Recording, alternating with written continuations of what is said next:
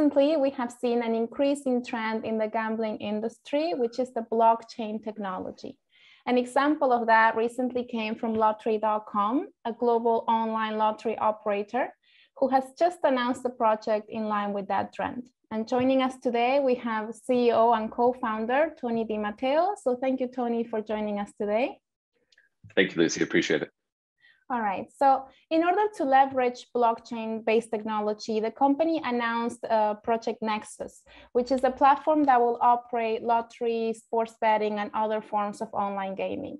So which were the key factors that led you to this decision and enter the blockchain market? And which changes do you need to make in order to adapt to this kind of technology? Well, that's a great question. So I think in my opinion and in our opinion is that blockchain is the future of all types of gaming, really just for the integrity of that game, meaning you don't have to trust the house, so to speak, as you can trust the technology. And so that was probably the initial driver of us going towards that. And because I believe that this is just the future and it's going to happen eventually, and we should be in front of that. And specifically for lottery games, that trust and integrity of the game is really paramount. And so it allows us to deliver hopefully potentially a global game where people in hopefully 100 plus countries can actually play, and whether they're actually playing in fiat or crypto. But even you don't have to be a crypto person to actually benefit from this type of game, meaning it's the actual blockchain as a technology gives you that confidence and that trust that you can trust the game. And so we just want to be able to expand our total addressable market, let people from all over the world play in games, in multiple games, not just draw games, hopefully instant games and other gaming verticals that are all backed by blockchain technology, so that you have that inherent trust of what's actually happening and you can trust the results and the outcome of those games. Mm-hmm. Great, that's very clear.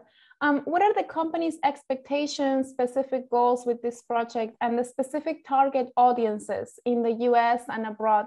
And when and where do you estimate or expect that this project could be up and running? Sure. So I guess there's a couple of questions there. So I guess I would say our specific audience are really just existing lottery players outside of the United States, whether they are playing their own, they might be currently playing their own sovereign game, and we don't want to discourage that, but we also want to give them other options. And, we believe that if we can create this game, we can create a sort of a multi-country global game that can have very high jackpots over time, potentially. And that could be a very good thing. So whether you're playing in fiat or crypto, and you can choose again how you get paid out. So if you are, maybe you purchase your ticket in fiat, but you might want to be able to be paid out in crypto, or vice versa, or however that works for the actual player. And so I think that's our overall strategy, is that we just want to create a gaming platform that can have all of these games, based on the blockchain.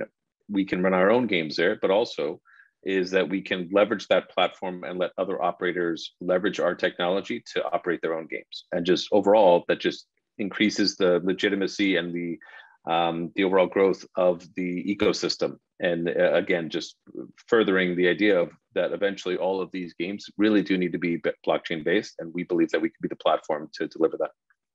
Mm-hmm. And when do you expect that could be up and running? So we still expect that we'll launch at least our first game in 2022. So I think it's coming soon, and it's our main focus. And so we're working hard to get the first game out to the public. That's wonderful. Revenue growth in the third quarter was driven by its global affiliate marketing program.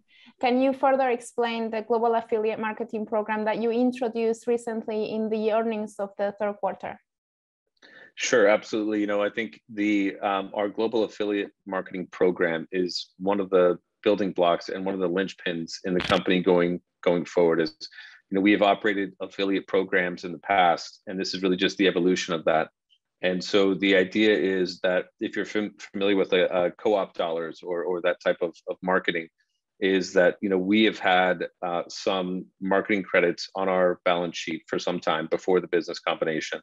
In Q3, we were able to sell some of those credits to one of our master affiliates. And so the idea at a premium, I'll say, And so to understand that, imagine now that we have these assets, we sold these credits to our master affiliate. That's a revenue generating event for us, and so that's a good thing for the company.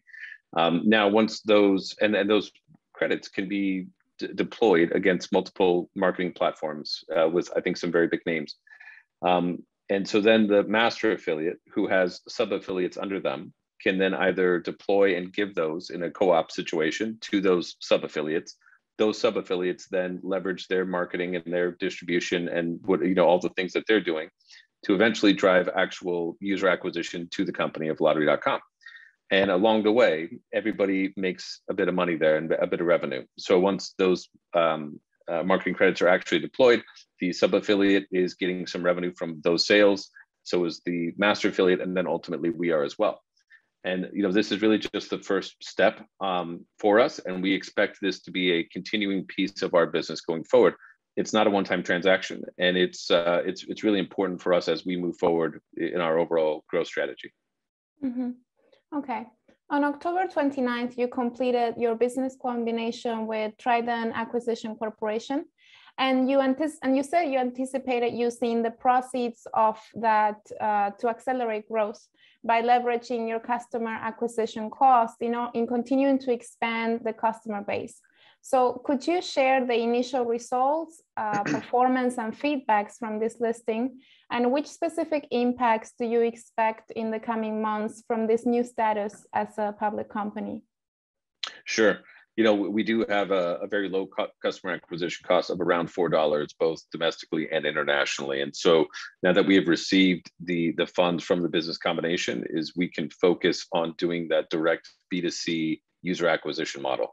I think we have a huge blue ocean ahead of us, meaning, a very small percentage of all lottery tickets in the world are actually sold online right now. And so the benefit that we have as lottery.com is we can leverage our brand and effectively do awareness campaigns, meaning, did you know that you can now play the lottery from your phone? You don't have to go to the store anymore, as you can handle all of the game that you already love to play. You can do this all from your phone. And so I think that's our big focus now, aside from the affiliate program, which is really in concert with the affiliate program, is just reaching consumers as fast as we can to spread the name. And for us, it's important as lottery.com to control the consumer layer, meaning, once we get a user, our retention rates are very, very good. And once we sort of have a user, we tend to continue to keep them for a very long period of time. And it's really just changing the behavior and changing the way that people play the lottery in the same way that Amazon changed how people shop online for other products. And once that change has been made, is people tend to stick with that. And, obviously COVID was, if there is a silver lining in COVID, it was that, people looked for alternative ways to do the things that they usually do. And that has been a driver for us, is that, if you cannot go to the store, if there's a quarantine, what have you, you need to have some type of alternative to be able to do the same things you normally do. And we're a great solution to that. And that's been proven out over the last, almost 2 years now. Right. Okay. Are you seeing an increased interest in investing in new projects for your business areas, such as iGaming, sports betting, and the blockchain markets as well? And what are the new opportunities, challenges, and growth potential in those business areas? Sure. I think there's a tremendous amount of interest in all of those various sectors. Obviously, in sports betting, in iGaming, and in lottery. The lottery, I think the overall expectation is for that total addressable market to increase to about 625 billion in the next couple of years. So that's a huge, again, blue ocean for us to go and tackle. And I think that's probably where most of our focus is going to be. Now, we do intend to get into sports betting. Obviously, we recently announced, or earlier this year, of the acquisition of sports.com as a domain and as a property. And we will look to leverage that. Initially, I believe that we will leverage that property outside of the United States. We recently acquired Aganar and Lotto, which are two Mexican lottery companies. They have good distribution.